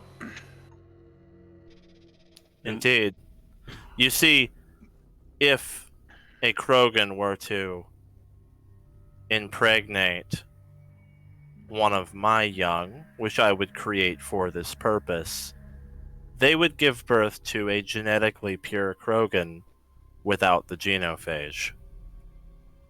I could create as many surrogate mothers as you need, and they would give birth to as many pure, unaltered Krogans as you desire, all free of this curse.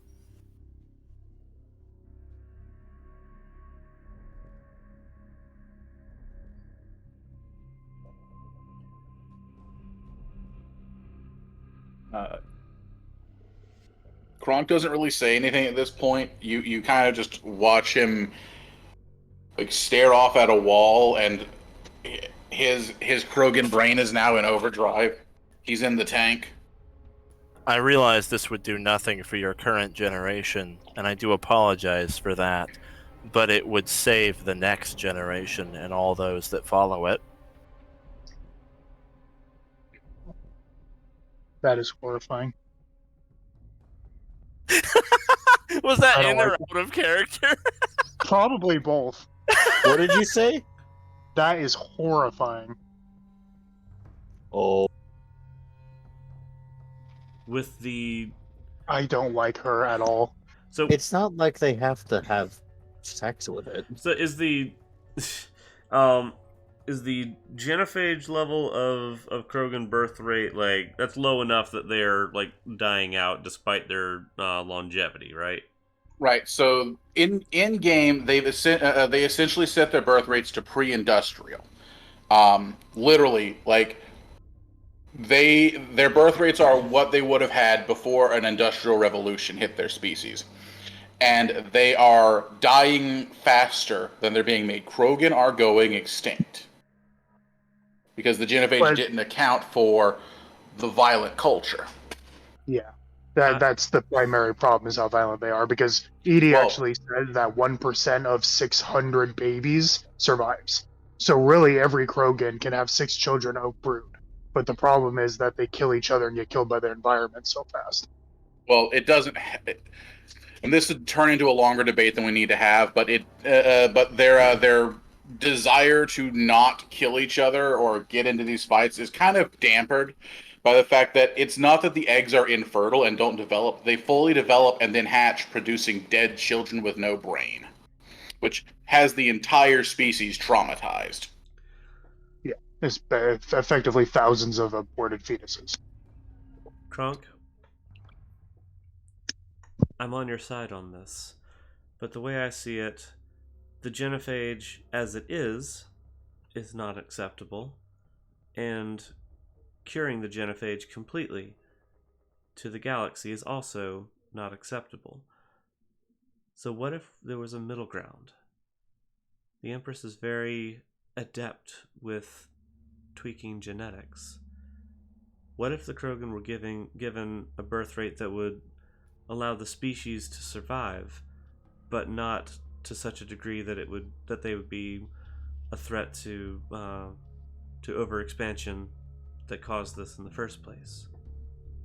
What if it was moderated?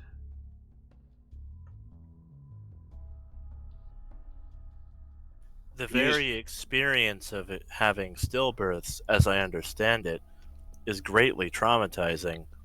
If you gave me this task, I would instead decrease the size of their brood.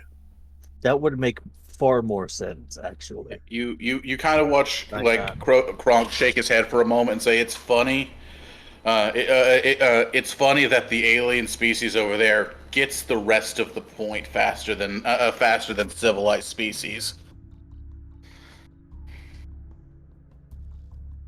Would that be acceptable to you and your people, Kronk? I can't speak for the rest of my people, but I'm willing to try anything. Then maybe at some point soon, we should speak to your people and see what would be acceptable, especially if it would gain their assistance with the task force. I will begin to make preparations. I will create 100 surrogate mothers. To ensure biodiversity, you will need to provide the strongest male from each of 100 different clans. Each one will mate with a surrogate mother only once, and this will yield 1,000 eggs, for a total of 100,000 new Krogan without the genophage. That should be sufficient to ensure that future generations are cured.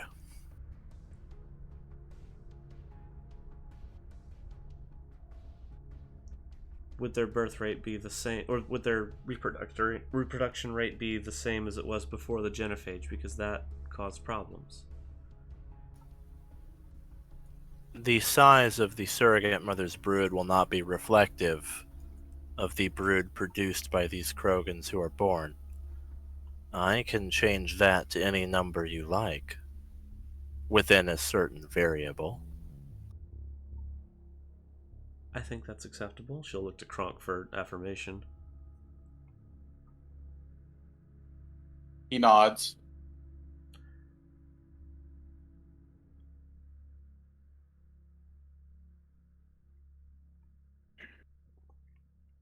Then I think you can proceed, Empress. We'll let you know when we have an update. Very well. I will make preparations. I must emphasize that procuring a male from each of 100 different clans is very important. A lack of biodiversity could introduce new genetic defects. Understood. Okay, don't worry. I'll make sure they're available if I have to go into each clan and drag them out myself. Kronk's gonna be a daddy. As Kronk says that, she says, if that's acceptable, I can equip the surrogate mothers to procure what they need, whether the male is willing or not. No. We'll take care of it. Volunteers only. I'm sure there'll be more than enough. Kronk volunteers. shoves a Krogan into a room, locks the door, and then big spider mommy comes down from the ceiling. Oh. And you just hear screaming, and the door is shaking. I've never Please, heard never I've use never heard the a phrase Krogan big scream so spider shrilly. mommy again. I mean, I Ever. was thinking it, not gonna lie. David is I would mentally not. horrified and is slowly backing out towards the door. This is very interesting to see. I want to see how this develops in 1,000 years. I'm now imagining Krogan driders. I was thinking the same thing. Oh, the irony know. that the evolution of the Rachni will be the salvation of the Krogan, potentially. That is Poetic. Very Yeah. poetic. Just hopefully in the end, the two will be able to coexist. Was there anything else you wanted to speak with me about, Aryn? No, that was all I had, just to check, see how things were going, update you on the situation, and of course to see you again. It was wonderful to see you. Are you quite certain that I couldn't have perhaps a small sample of your biomass? I might be willing to give some blood, but if you are, I don't want to give up too much, lest permanent harm befall me. I would never let permanent harm befall you, Aryn Delia. Blood would suffice.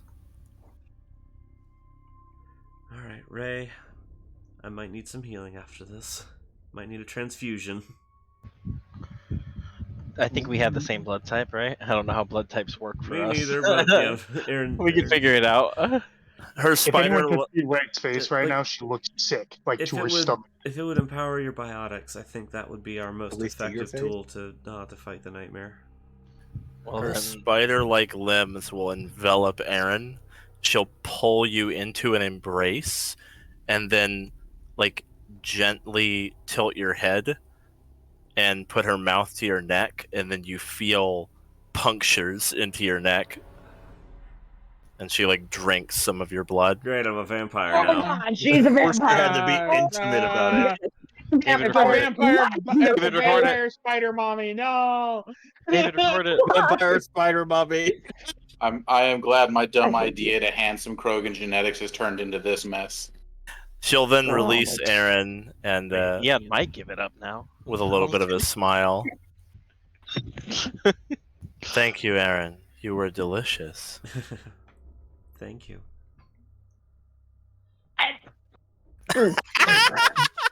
Ray is like Oh, Ray is is like throwing up, like making gagging noises right now. She's like walking away from the group.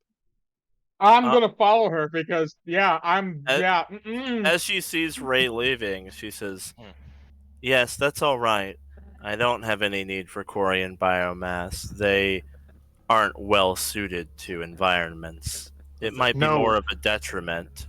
Oh, they're more hardy than they might seem. No, we would actually be useless to you. You are very right. You should never visit Rannoch. It's terrible. Well, Ray is leaving. We are letting Ray go. Let's go, Ray. Let's just get out of here. We're nope. And there are no insects on Rannoch. You wouldn't like it there.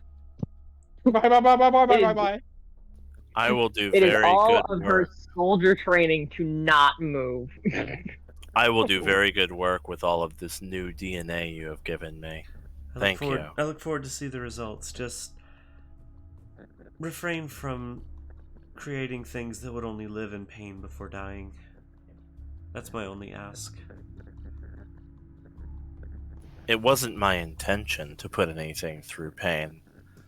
Sometimes experimentation, it's unavoidable to fail before you succeed.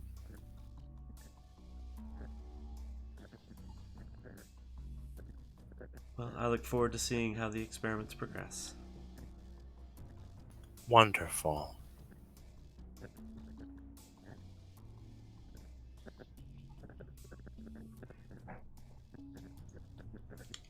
And with that, she'll give just a slight bow and say, "Time is short, and I have many preparations to make. I'll see you soon." And she'll Looking forward to it. Yeah, and she'll make her exit. Monk will follow behind.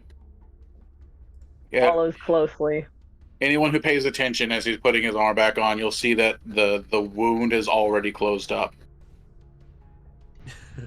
The Cremata's war assets have been updated from 150 to 400 to account for the fact that they are developing armored, space-worthy carriers, and who knows what's going to happen with the Asari blood. Something. Mm-hmm. That number's going to keep going up. Good. And a chunk of Krogan. Yeah, well, that's the carriers. The Oh, Krogan you mean she's not going to put DNA. that anywhere else? Mm-hmm. Who knows? Gonna wind up with some far more heavily armored ones, probably. This is very interesting. The armor is nice, but I more think the regeneration rate will be a big asset. Yeah. Unless anybody has any more business down here, I Aryn feel is like- willing to return to the ship. I feel like at least 50% of that was Dan out of character wanting these to be like the most terrifying thing ever.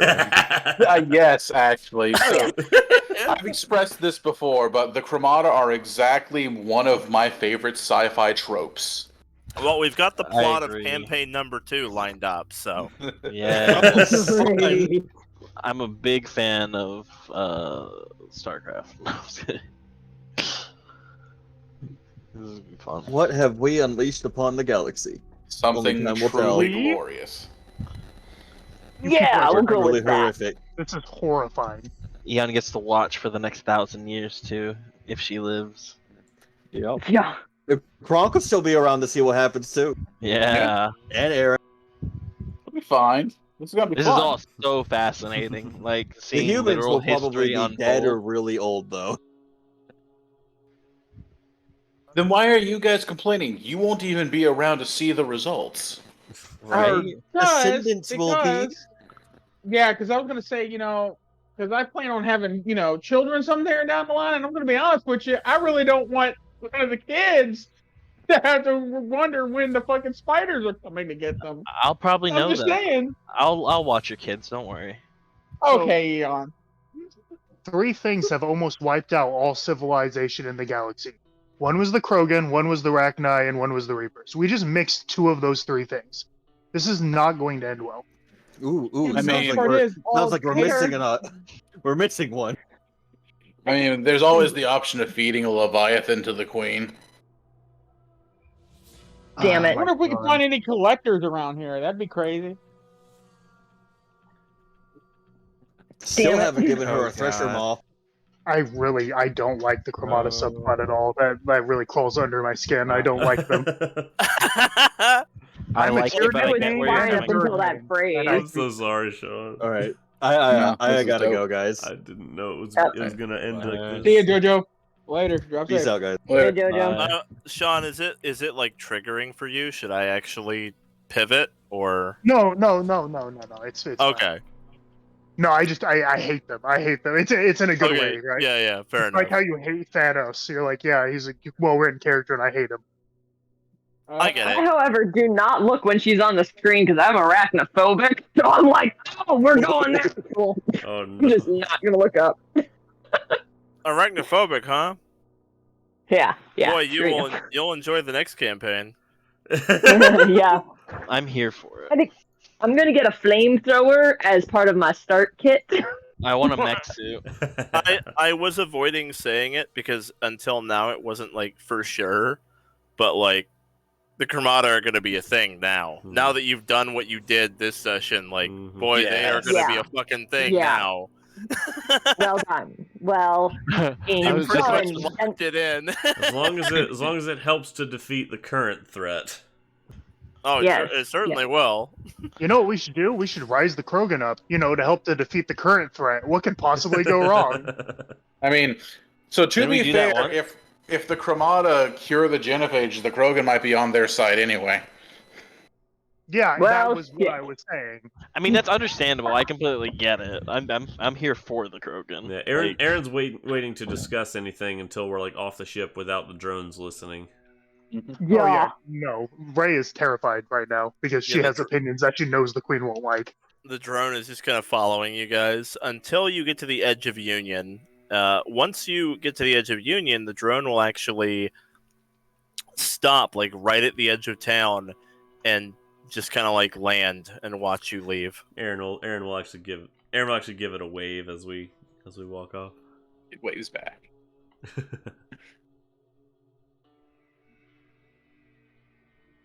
We'll make our way back to the ship. All right, you're trudging through the swamp. Yeah. We should probably invest in like some weight dispersal things for like our boots or something whenever we land on this place. Or some hover bikes. I think I have like a spell that I could cast that lets us like pretty much float across. Oh, that would be nice. I mean, Well, that makes you silent because you're like kind of hovering. I can't remember exactly what it is. Would that work in swamps? Kronk, being much heavier, pulls one of his shins free and says, "Yeah, this is kind of annoying, isn't it?" Little bit. It reminds me when we had to like do tire runs when we had our full hit of gear back in basic. It sucks. Except at least then I could lift my legs up without, wobbling. Suddenly, I swear to God. one of these things shoots out from the trees and it lands near you guys and it like low to the ground and it kind of aims its head in your direction. And then a few more of them come out and they have wild game on their back that they've hunted, like a bunch of dead animals like on their back that they're bringing back to town. Oh. Uh-huh. And they I run want one. they run back to town with all the stuff they've hunted, and a few more follow up the pack, and they shoot past you guys like at least 100-foot move speed in difficult terrain. They just like fly past your party, like. Go off. Can you Way ask to make her if we can have one, please? Oh my No. God. Eon, please. I'll give her my No. blood. No, I want. Does she No. want stronger biotics? I want one too. Eon. No. Eon. You had No. your chance, Ian. On the ship. On the ship. Give her my Go. body if I die. No, Get on the boat. Get on the no. goddamn boat. Ray, So- freeze the Okay, vines but and you get gotta us give outta me here. some red vines. Oh God. Lady! Sure, Get on the get on the fucking boat. boat. Give you some red vines. Look at you! You turned her into a red vine addict. I Why warned did we you. bring the 5-year-old? Oh my god. Which I'm not one? giving her any more, Aryn. Good, don't give. Yeah, I could have told you that. Which, by the way, there's a Chromata folder in characters where you can look at all of the cool Chromata that you've seen if you want. Yay! I want to see the Chromata I can play in the next. It's like a monster manual for campaign 2. Right? What are your weaknesses? Awesome. I'm definitely not going to keep that in mind for my next character build. Eventually, you manage to return to the ship.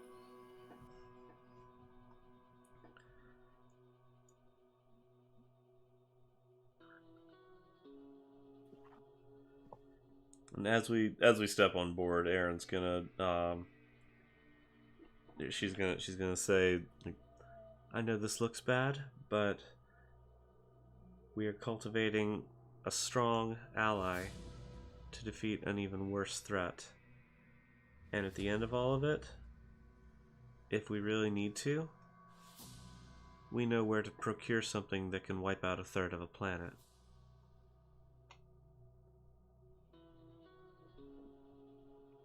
Kronk just kind of shrugs. I see no problems with this.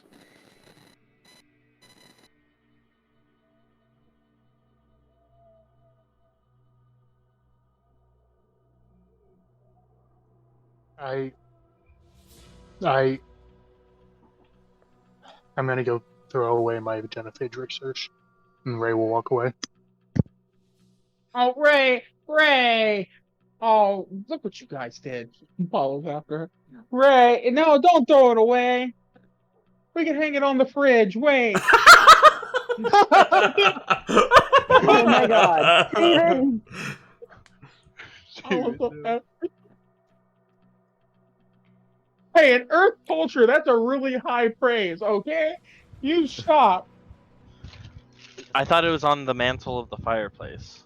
No, that's for trophies. Ah, you humans with your weird. Which is what she would be getting. Which is what she'll be getting when she publishes her genophage research that she's not deleting.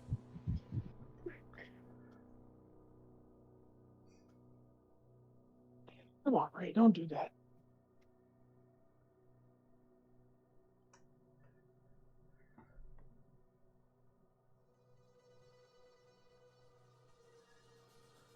I'll walk up to Aryn as everyone's coming on the ship and dispersing. It's a moot point, but I have some serious concerns about the gifts that were given. Considering the amazing growth and advancements that have already taken place. Conference room? It doesn't matter now is the problem. Now we just get to wait and hope that things continue to be happy little accidents,